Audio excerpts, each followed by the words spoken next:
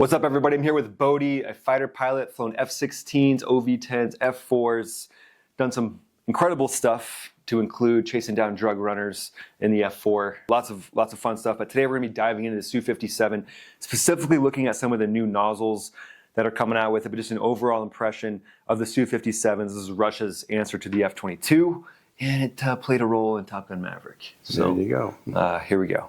All right, so this is just an image of the back of the SU-57 engine, the new one there. You can kind of see that middle wanker coming out. What do you think of this thing? Well, you know, it's obviously an attempt to mimic our vectored thrust on the F-22. You take a look at it, and it's a good Russian design, but it just looks bulky. Just, there's got to be a lot of extra weight there compared to what our F-22 has. I bet the maintenance on that thing's high. Although it doesn't matter, that's just an issue. They just have to fix it. But yeah, that looks, it's a wonderful piece of engineering. Yeah, it's a good adaptation because their previous Su-57s had, fourth generation fighter engines like what you'd have on like a Su-30 or something like that. There you go. You can kind of see it opening up a little bit. See, there's the older ones. They've got thrust vectoring, 3D thrust vectoring, but not stealthy at all. Right? Exactly. That's an interesting shot right there. You can see that. It's a great aircraft. The motors are so far apart that creates a few issues. Our fighters we don't have the motors that far apart on our fighters, but that provides a little more stability for them and a little more things they can work with. Yeah. All right, there's another close-up. Oh, you can see the inside of the engine on this one now. So you can see the fan blades in there. Just looks like a normal... that's the afterburner can. It goes all the way back up to the fan blades, and that's where, when you dump in the raw fuel, to just have a controlled explosion to get your afterburner power. And it just seems like that so stresses those nozzles. And those nozzles look to almost be... I know they're segments, but wow, the nozzles on our F-22 or the nozzles on other fighters are much more integrated, just seem to be a little more chunky, a little clunky. That list looks clunky. Okay. Yeah, they look cool from the side. I wonder how stealthy that is, though, because you can see the rivets in the side of the engine there. Yeah, that's the thing. If you look at the skin of these aircraft and then around the contours where the motor and the fuselage join, there is turbulence there and radar reflectivity there beyond what we have on ours. You can just tell they just can't quite build them to the quality we have on our F-22s and F-35s. Right. Yeah. But that jet actually had one of each. Did you see that?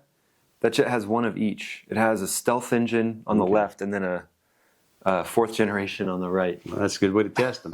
I'm sure that's what they had to do to make sure it worked. And I'll guarantee you that one had some engine issues while it was being tested. I'll guarantee you on it. Right. Yeah, so just a good shot of the nozzle there. Here in a little bit, we'll look inside the cockpit too. We'll look at a static image of inside the Su-57 cockpit. That'll be interesting. Do you think that stealth one is a 3D as well, or is the stealth one only a 2D? That's tough because it looks like there are some pinch points on the sides. I'm sure it is 3D, but nothing like compared to the F-22. Well, the F-22's got the 2D up and down. And they had to can this part of it for expense on the F-22. Yeah, but I don't know if they tried to get a little 3D with those, but they didn't look like it'd be very efficient with the way those were designed. Right, and then you can see the skin. This is a hyped video of the Su-57. You can see this is when it came out with the older engines. And you can see the rivets and things like that. This is an older fourth generation engine on that Su-57. So interesting, but let's pop to the cockpit. All right, so here we got the cockpit view of the Su-57. It's showing up with a center stick. You got the ejection handles there in the middle. It looks relatively clean. But if you just look hard, on the F-35, you have less clutter. That's the only way to word it. The side stick makes so much more room and so much more room, so much better. So you had, the Su-57 did go to large displays, and while that's fairly functional, you really tell the tale when you go down the side walls. It's more traditional, less higher tech, where your arms set, those type of areas. They modernized the F-35 all the way. Everything in there is high tech. Absolutely. Just user friendly having the side stick. I mean, look, imagine you're looking over that stick. You can see there's actually some buttons right there, and maybe even like the edge of your engine display down there on the bottom left of that right MFD. Exactly. And you're looking over that. Could you imagine in a dogfight trying to look and check an engine or check your fuel or something like that? And it's just to pull high G's, the side stick with your arm resting is just the only way to go. Your G suit affects your arm when you're flying with a middle stick. Your G suit pumping up and down is affecting your arm. Over here on the other side, it's not even touching your arm as you're doing your thing and maneuvering. You as a Thunderbird, that meant a lot of difference to you because your G suit's not messing with your pumping up and down with your arm while you're flying the jet. Totally. That's huge. And even on the Thunderbird jets, there was an arm brace up here. So as you're holding the stick, you had an arm brace here. That arm brace thing became a go, no-go item. So if that had broken or something, you'd have to red ball and have someone come fix the jet just because it was so important to have that stability. So the Blue Angels are flying with that center stick, and God bless them. You know, that's cool. I wouldn't want to do it. And that's why they don't use G-suits, Blue Angels. Yeah. Because that would negate their ability to fly precise formation because of the G-suit. And at the same time, not having the G-suit, that's problematic too. Totally. IG flying. Totally. Absolutely. But don't get me wrong, that SU-57 is an awesome machine. Awesome machine. Yeah, it looks good in air shows.